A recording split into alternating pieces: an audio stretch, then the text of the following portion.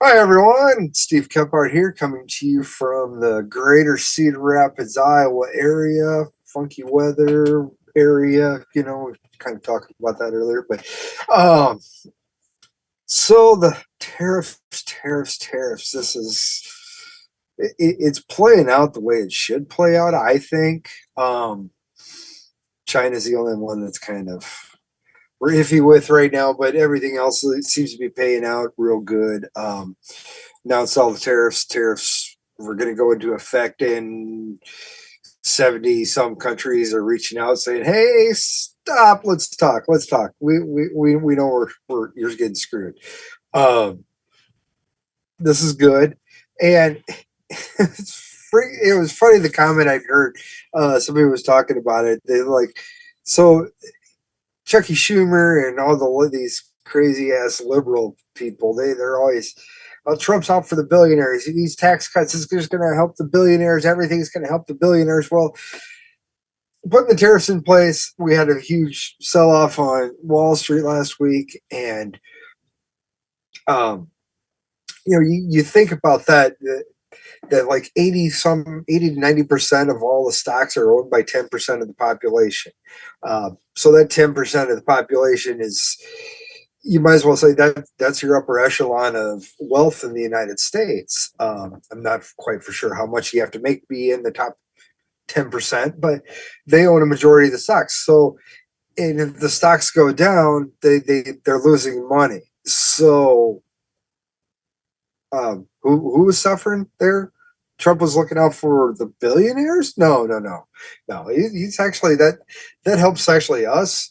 Even though your 401ks are going to take a hit, your 401ks are going to be fine. Everything that goes down is going to come back up. We've seen that earlier this week where everything went up, and of course Trump says, puts out on social media, be a great time to invest. And lo and behold, we've had some things go up and back down, and it's very volatile because the stock market just hates uncertainty. It's got to be, we've got to know everything that's going to happen for the next 10 years down the road, so the stock doesn't do the up and down thing. But uh, that being said, with Trump talking about, hey, be a good time to invest, and some of the stocks go up, and of course you got pencil neck Adam Schiff, now watermelon head, saying, oh, this is insider trading. We need to investigate for insider trading. Why don't you investigate yourself for starters? Why don't you investigate Congress for making a buttload of money off of stocks that they have privy information? Nancy Pelosi's biggest one made millions of dollars on a Visa sale because of legislation that was going through that got signed the day after they did their transaction. Of course, it wasn't just in Nancy's name; it was in her husband's name. But anyway, they want to investigate for insider trading. That's great. Who profited off the insider trading? This was a social media post to everyone, and it gets viewed onto Twitter. I'm sure it gets put on X. I'm sure it gets put on Facebook and every other platform that's out there. So, you potentially reached maybe 1 billion people worldwide with this message of saying invest in. So one person didn't just profit off of that. A whole bunch of people could have profited off of that. Not much for insider trading there, Adam. But he was a terrible lawyer to start off with, and he's just been a snake in Congress. There's more things coming out, with more investigations going on, and more. That's great. We'll get into that in just a minute. But with the tariffs, one thing that kind of hits home here, just to kind of put it in perspective, article that came out today on the Federalist, great site. It has to do with our beef industry, and that really does hit, especially the upper Midwest. And actually, cattle are grown and raised in all 50 states of these great United States. So that being said, we export beef to other countries, but not a lot. Um, what was this? At the same time, we are. Well, I'm screwed up. Anyway, we also buy a lot of. We don't ship a lot of our beef out unless it's pre-cooked.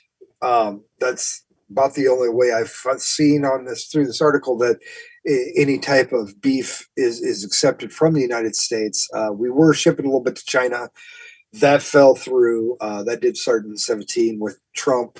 Um, Now they've kind of backed off on buying our beef. Australia, they've sold over the last 20 years, they've sold close to $29 billion worth of their beef into the United States. At the same point in time, they will only allow cooked beef into their country. So we can't ship a half a steer to Australia that's just frozen. So they have a big, huge market here. We are only giving them $31 million of pre-cooked beef versus their, $29 billion. Brazil's about the same way. We can't sell anything down there. And of course, we will import their beef. Same with China. China, we don't buy anything from them. But it goes to show you that this is kind of some of the stuff that we're going through is, we take your products in that we can produce here in the United States, but you won't take our products. So the way I see it, if we quit importing stuff from like Australia, especially beef and pigs and corn and eggs, a lot of our produce, a lot of our everyday staples of a good diet, we do not need to import anything. We produce enough. It's the same way with even in the oil industry, we import like 10 million barrels of oil a day. But we also export. We produce 13 million. It's weird how we produce it. We produce oil and we sell the oil across the world, but then we buy oil from other countries to bring in, and that all needs to stop. We don't even need to have any reliance on OPEC. OPEC, we shouldn't even be able to control the prices. We have more oil in the United States than anywhere else in the country. It gets back to these tariffs.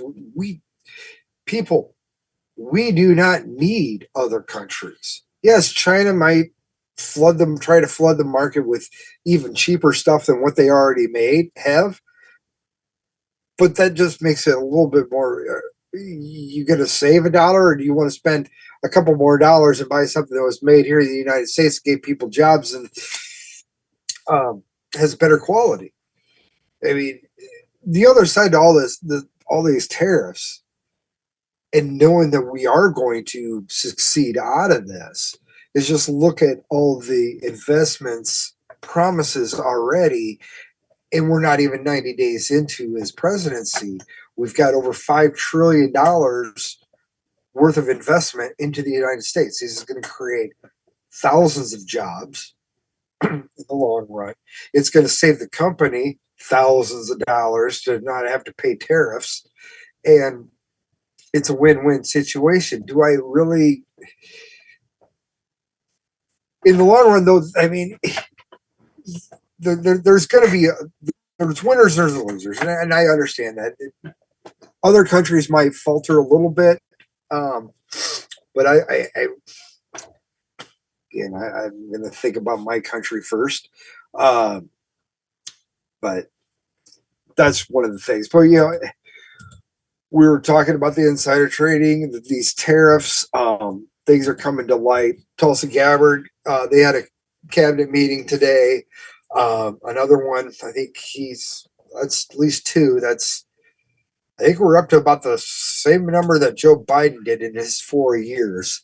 We're not going to include the one where it was Joe Biden that ran the cabinet meeting.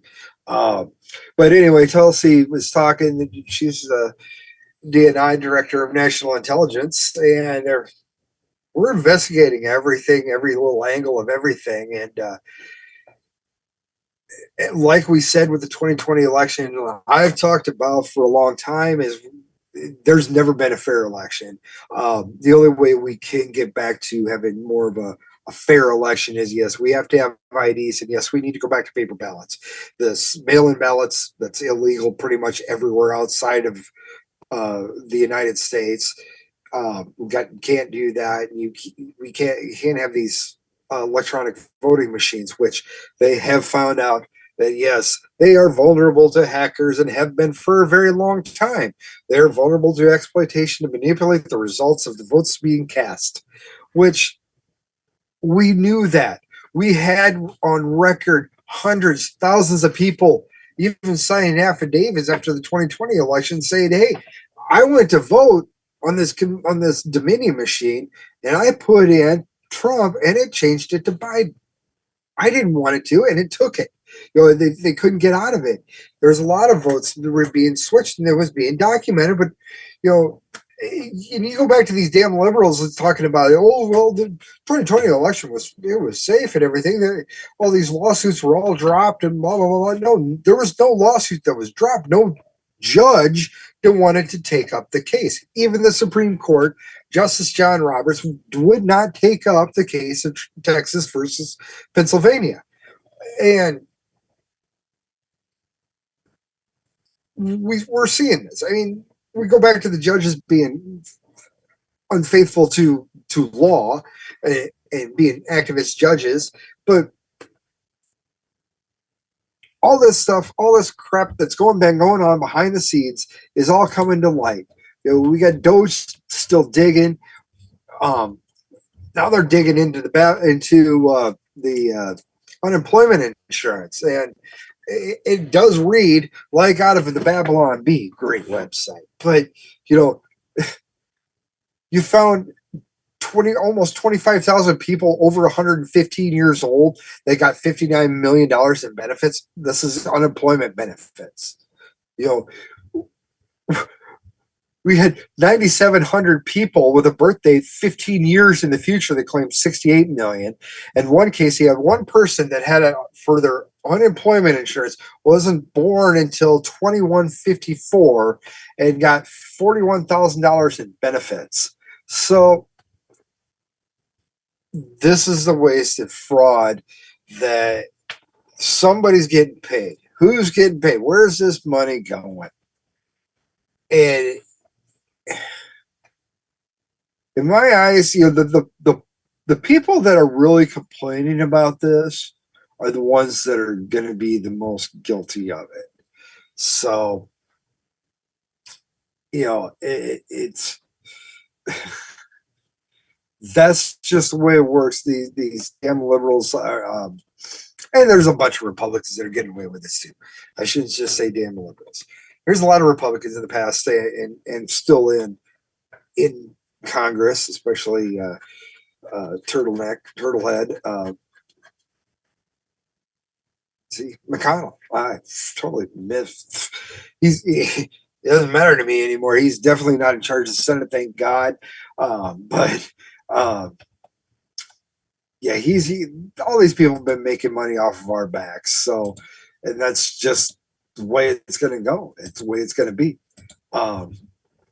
Really happy to see this. So, and it's with this electronic voting systems. Dominion sued and whatnot, and these lawsuits should never have gone through. I didn't even follow them, but we've known that these machines were terrible. And it goes back to what Trump was talking about and has been talking about, that yes, we need to go back to having paper ballots. It's really funny that other countries that have more population than California can count all of their ballots in one night, and they're paper ballots. And California can't count all the ballots even in a month's time. with a month ahead of time being able to vote, and, and there's no discretionary. And this is where the judges have come in and just being activist judges. Well, yeah, it doesn't have to be in on the 5th or on the day of election. Doesn't have to. The law doesn't allow this, and making it so it's illegal to even ask for a photo ID. Now, the real ID thing's coming up. Speaking of IDs, this is everybody's supposed to have this real ID. They have the little gold star up there in the corner, which is supposed to say that now you can fly inside the United States and you can get into federal buildings. Which I always thought was funny. Is like, well, if I don't have it on there and I get arrested and have to go in front of a federal judge, you can't allow me in the building. I don't have that on there. So, just a little bit of a joke, but. Um, So everybody, all these citizens, you got to prove you're a citizen more or less to get this damn thing. I had to produce my social security number, my birth certificate, which I lost my birth certificate. Actually, I didn't lose it. They're the only birth certificate I had ever had growing up. Didn't have the nice fancy little seal on it, so I had to get a new one. So I got the real ID thing. But, so that proves I'm a citizen. So this makes it even easier to have voter ID because you can save a lot of trouble now. You can just see the name, see that little star there. Hey, they're a citizen. But then again, why should we be giving driver's licenses of any kind to an illegal immigrant? Not an immigrant, illegal alien. You should not have the rights to drive on my roads. If you're visiting here, and you have a driver's license back in your own country, okay, we could allow some privileges there. I know we have a bunch of Canadians and a bunch of Mexicans that come up. I've worked on Canadian made or Canadian cars, had Canadian license plates. I've worked on one from Mexico, then really nice Chevy truck. So you can drive these cars. I mean, you have a driver's license here in the United States, you can go abroad and drive. That's fine, but again, there should be no permanent status here. Another good way to keep track of these people instead of just handing them out. But we've seen Doge's already exposed how many millions of people have been handed all these illegals handed social security cards, and a good chunk of them did vote. This should never be happening. Liberals want to scream and yell and say save Medicare, Medicaid, and Social Security. You're right. I want to save those. I think they're great programs. They are a Ponzi scheme, but if it was Social Security tweaked a little bit, it would actually be better. It's still a bad investment. If you took the same amount of money, put it in a 401k, you'd be way better off. But not everybody wants to do that. I think that would be a better option for the government to do with the money rather than just sit on it and give a small percentage of the return back on your money. But I'm really sure that could be handled very easily. Even put it in world markets. But when you have this invasion that we had over the last 4 years of 10 million plus people coming up, and they're going to the hospitals. Who's paying for that?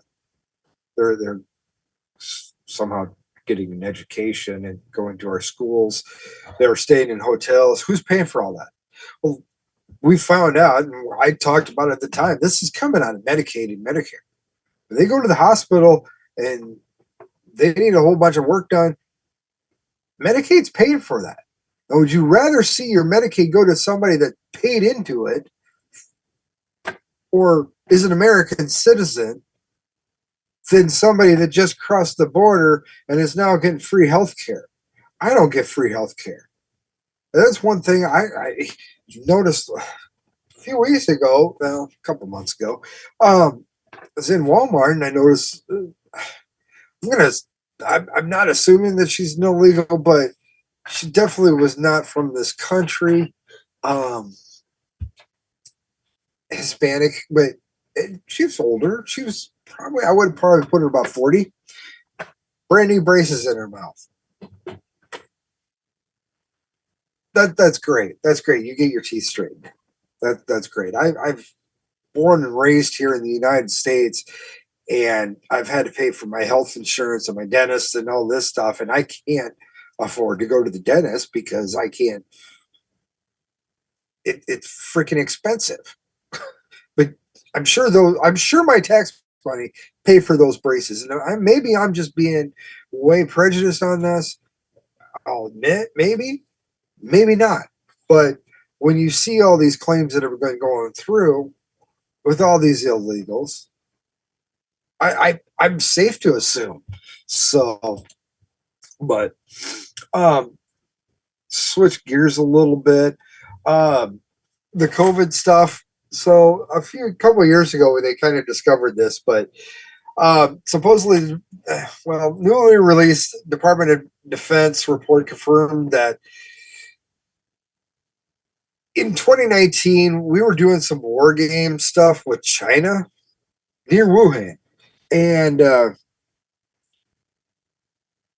we thought maybe something had to do with that. And come to find out, yes, 7 of them came down with COVID-like symptoms. Now, none of them tested positive because we didn't know what they were tested for, but more or less, they were trying to say that one of our U.S. Army reservists was patient zero that came down and brought the epidemic to Wuhan.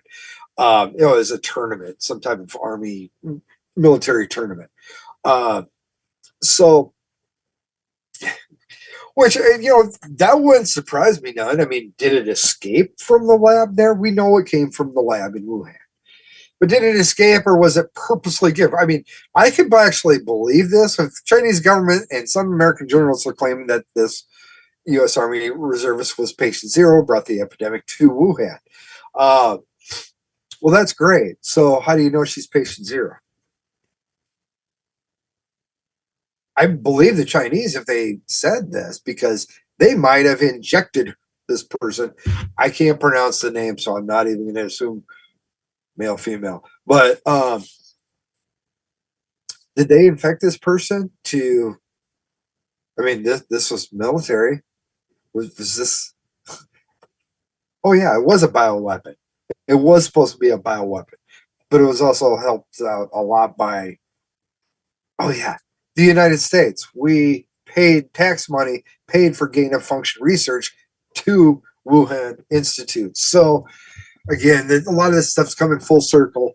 I did catch a thing on Mike Adams, the health ranger. He's down there in Texas. He has a huge laboratory, does independent studies on a lot of different stuff. He's been doing different testing. I caught one of his videos just recently where he took a N95 mask. Actually, it was a KN95 mask and put it through the microscope. And it goes back to what I said when everybody had to wear a mask. And you still see these stupid idiots out there wearing masks. Take them, especially outdoors. Take the mask off. Breathe. But anyway, he puts this under a microscope and he actually takes a human hair and blazes it through there. Through all these meshes, there's 3 layers, but he was just looking at one individual layer. But even through that, the human hair could fit through the latticing of the weaving of the fabric of the mask. So right there shows you, okay, and that's so big, but a virus is 100 times smaller than that. So, and again, you're just what moisture you're letting through or not getting out, you're breathing back in. It's going to any bacteria that you're breathing out, it's going to sit in that mask. Now you're breathing back in. It can fester up. It can grow and make you even sicker.